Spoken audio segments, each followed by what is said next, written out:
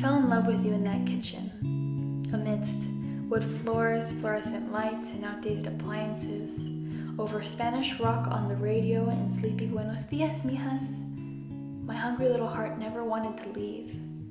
You showed me how to cook, and yes, maybe it was just a plate of flautas, rice, and beans, but when you made it, it was magic. And little girls never forget the first time they see magic. When I look back, I wonder how we did all that. Cooked together in your small Pico Rivera cocina, separated by language and so much more. I used to think we were so different. You, prieta, chubby, Spanish-speaking, quiet and fierce and housewife, no papers, still poor, sign of the cross wearing, novela-watching old woman. Yeah, I thought I had you figured out, abuelita. Me. Lighter, smaller, thinner, teetering between uninterested and too damn afraid to say anything other than in English, straight A earning, part-time working, atheist and budding activist with a lot of preteen angst. My young mind often lingered on these differences, thought feminism meant burning bras and marching in parades, and I just couldn't understand how you might fit in when none of that shit ever applied to your life. It took me a few years to understand, but like the bruja you are, you transformed that kitchen before my eyes.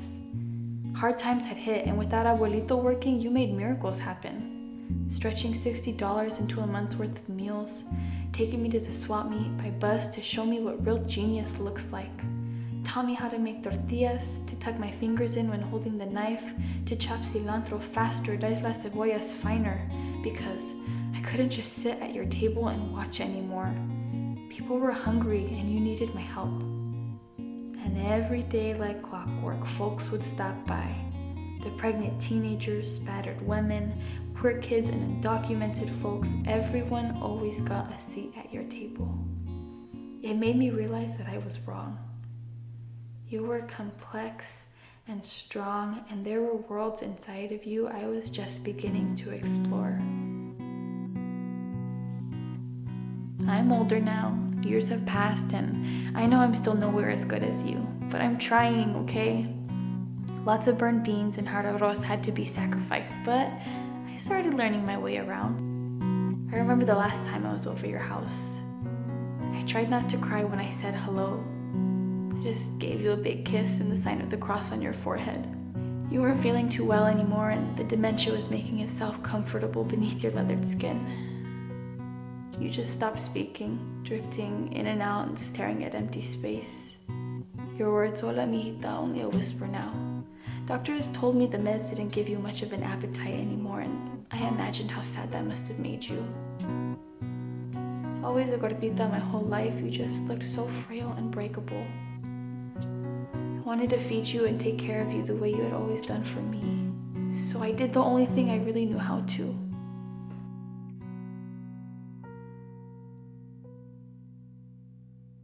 Your eyes lit up when you saw the plate.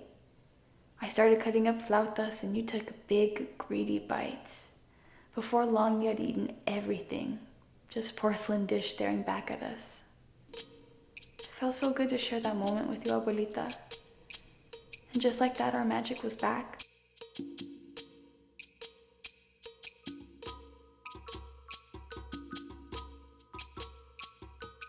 You know, we never really had long conversations before like this. The language barrier always made it so hard. I fucking hated being judged because I knew people thought I didn't speak Spanish. But I know how much harder it was for you. But hey, we managed. We created new ways to communicate. And every kiss, every hug, it all mattered. And now when I think of our time together, I think of these flautas. I think of me coming home and you asking me, ¿Tienes hambre? I think of food that kept me alive and cheered me up, food that never came from written recipes, food cooked from muscle memory, intuitive ancestral knowledge just bursting outside of you. On the days I missed you most, I cook. I sit down, I eat, and I feel instantly connected.